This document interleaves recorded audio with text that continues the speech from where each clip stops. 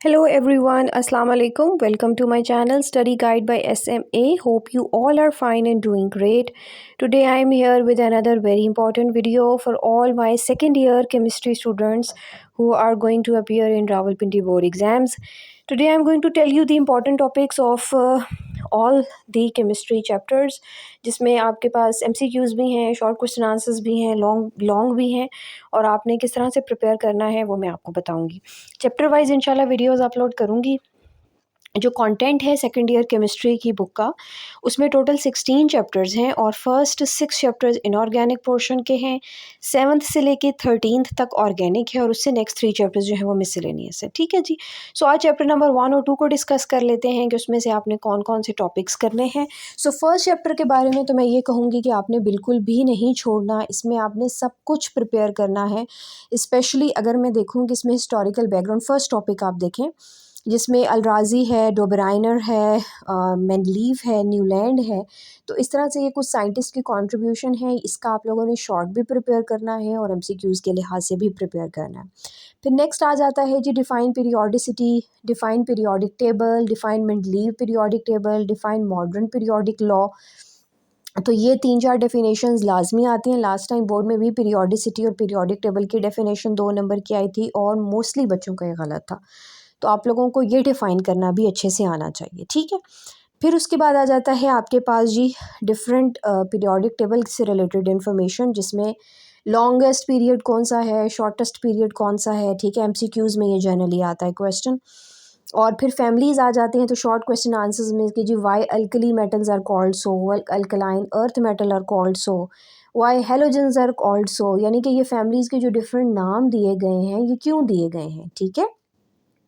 फिर उसके बाद डिफरेंट ट्रेंड्स में जो फिज़िकल प्रॉपर्टीज़ है, जिस तरह आयनिक रेडियस है, कोवलेंट रेडियस है, मेल्टिंग पॉइंट है, बॉइलिंग पॉइंट है, आयनाइजेशन एनर्जी है, इलेक्ट्रॉन एफिनिटी है, ये तमाम टॉपिक्स और इनके डेफिनेशंस, इनके ग्रुप्स और पीरियड्स में इनका क्या ट्रेंड है, लाइक किधर डिक्रीज़ हो रहा है, किधर इंक्रीज़ हो रहा है, ये आपने बहुत अच्छे से प्रिपेयर करना है, ठीक है। अच्छा जी, जिस तरह से इलेक्ट्रॉन एफिनिटी है, ये क्वेश्चन बहुत ज़्यादा आता है कि जी फर्स्ट इलेक्ट्रॉन एफिनिटी और सेकंड इलेक्ट्रॉन एफिनिटी में एक्सोथर्मिक और एंडोथर्मिक कौन सा है और क्यों है। फिर आपने विद एन एग्जांपल जो है वो बताना है, क्योंकि आपको पता है आयनाइजेशन एनर्जी और इलेक्ट्रॉन एफिनिटी का जो ट्रेंड है पीरियोडिक टेबल में, लाइक लेफ़्ट टू राइट और टॉप टू बॉटम, वो सेम है। लेकिन ये जो हम फर्स्ट और सेकंड इलेक्ट्रॉन एफिनिटी की बात करते हैं तो ये क्वेश्चन बहुत ज़्यादा आता है, ठीक है। फिर मेल्टिंग और बॉइलिंग पॉइंट में पेक्युलरिटी के लिहाज से ये क्वेश्चन है कि जी why carbon has maximum boiling point, ये सेकंड पैराग्राफ है जो इसमें आप देख सकते हैं, आपकी बुक में दिया हुआ है। तो ये क्वेश्चन भी बहुत ज़्यादा आता है, यहाँ पर आप लोगों ने ये चीज़ ज़रूर मेंशन करनी है, इसको आप लोग टिक कर लें, ठीक है, मार्क कर लें। ये क्वेश्चन भी बहुत आता है कि भाई जब आप left to right periodic table में बात करते हैं तो एक रेगुलर ट्रेंड्स हैं, तो इसमें ऐसा क्यों है कि कार्बन का हाईएस्ट है और कार्बन से पहले और बाद वाले सब मेंबर्स का लो है। इसी तरह आपके पास पीरियोडिक टेबल में इस चैप्टर में बेसिक एम्फोटेरिक और एसिडिक ऑक्साइड्स की डेफिनेशन आ जाती हैं, या हैलाइड्स या हाइड्राइड्स के बारे में कि इनकी 3 क्लासेस कौन कौन सी हैं। फिर उसके बाद एम्फोटेरिक ऑक्साइड्स क्या होते हैं, कौन से होते हैं, एसिडिक ऑक्साइड्स कौन से होते हैं, ठीक है। फिर पोजीशन ऑफ हाइड्रोजन, ये बहुत इंपॉर्टेंट टॉपिक है कि लॉन्ग के लिहाज से, ठीक है। तो ये आपने बहुत अच्छे से प्रिपेयर करना है। फिर आप सेकंड चैप्टर की तरफ जाएँ तो सेकंड चैप्टर में आप देखें कि जितने भी इनऑर्गेनिक के चैप्टर हैं, सेकंड, थर्ड, फोर्थ और फिफ्थ में इस तरह से टेबल्स लाजमी बने हुए हैं। आपने इन टेबल्स का यूँ समझेंगे रट्टा लगा लेना है, ये शॉर्ट क्वेश्चन आंसर्स में बहुत ज़्यादा आते हैं, ठीक है।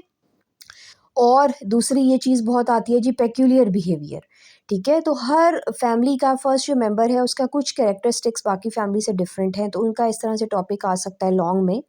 What is the peculiar behaviour of lithium, या what is the peculiar behaviour of boron, या what is the peculiar behaviour of beryllium, ठीक है। तो आप लोगों को ये फिंगर टिप्स पे इस तरह ये ब्रिलियम का टॉपिक आप देख सकते हैं, तो ये आपको आना चाहिए, ठीक है।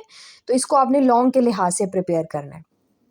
अच्छा जी, फिर उसके बाद आगे आ जाते हैं कि जो जर्नल बिहेवियर ऑफ अल्कली और अल्कलाइन अर्थ मेटल, ठीक है। बिहेवियर से मुराद ये है कि अगर हम उनकी प्रॉपर्टीज़ की बात करते हैं, उनकी सॉल्युबिलिटी की बात करते हैं, उनकी आयनाइजेशन एनर्जी और इलेक्ट्रॉन एफिनिटी की बात करते हैं, तो एमसीक्यूज़ के लिहाज से जनरली ये ट्रेंड जो है वो आ जाता है, ठीक है। फिर उसके बाद आपके पास ये जो क्वेश्चन था ऑक्साइड्स का, ठीक है। जो फर्स्ट चैप्टर में भी हमने पढ़ा कि ऑक्साइड जो हैं इनकी क्लासेस कौन कौन सी हैं, लाइक बेसिक ऑक्साइड्स हैं, फुटेरिक ऑक्साइड्स हैं, एसिडिक ऑक्साइड्स हैं, इनकी डेफिनेशंस आ जाती हैं। तो यहाँ पर उसका ट्रेंड आ जाता है कि जी what is the trend of solubility कह लें या रिएक्टिविटी कह लें, ठीक है। ऑक्साइड्स हैं, कार्बोनेट्स हैं, बाइकार्बोनेट्स हैं, ये शॉर्ट क्वेश्चन आंसर्स में आ जाता है, ठीक है। फिर इसी तरह देखें, इस तरह से एक क्वेश्चन है कि how beryllium oxide behaves as amphoteric in nature, ठीक है। तो उस सूरत में जो है ये क्वेश्चन ब्रिलियम ऑक्साइड भी और जिंक ऑक्साइड भी फर्स्ट चैप्टर में जो है एक क्वेश्चन है why zinc oxide is amphoteric in nature, और इधर है जी why beryllium oxide is amphoteric in nature. ये दोनों क्वेश्चंस बहुत ज़्यादा आते हैं बोर्ड में, ठीक है। फिर उसके बाद ये लॉन्ग में बहुत इंपॉर्टेंट क्वेश्चन है जी, commercial preparation of sodium by Downs cell along with the diagram along with the figure, proper heading के साथ कि इसकी जो इंस्ट्रूमेंटेशन क्या है, इसका जो प्रोसीजर है वो क्या है, इसमें जो रिएक्शन हो रहा है वो क्या है, और लास्ट में फिगर, ठीक है। तो ये लॉन्ग नोट आ जाता है आपके पास 5 नंबर का या 8 नंबर का, तो उसमें आपने विद डायग्राम जो है ना ये एक्सप्लेन करना है। इसी तरह commercial preparation of sodium hydroxide by diaphragm cell, इसके कुछ एडवांटेजेस और कुछ डिसएडवांटेजेस हैं इस सेल के, वो भी आपको आने चाहिए, ठीक है। इसकी प्रॉपर डायग्राम आनी चाहिए, ठीक है। तो इसको याद रखिएगा कि जब भी कमर्शियल प्रिपरेशंस के साथ अगर कोई फिगर दी हुई है तो आप लोगों ने वो बनानी होती है, ठीक है। अच्छा, फिर उसके बाद आगे आ जाएं आप लोग, तो ये क्वेश्चन इसमें से बहुत सारे शॉर्ट क्वेश्चन आंसर्स बनते हैं जी। Role of gypsum in agriculture and industry, ठीक है, कि जी एग्रीकल्चर में इसका क्या रोल है। लॉन्ग में भी बाज़-औक़ात ये आ जाता है। लास्ट टाइम बोर्ड में आया था एक क्वेश्चन जिसमें उन्होंने दिया था कि जी what is the role of lime, ठीक है, जो कि नेक्स्ट टॉपिक है।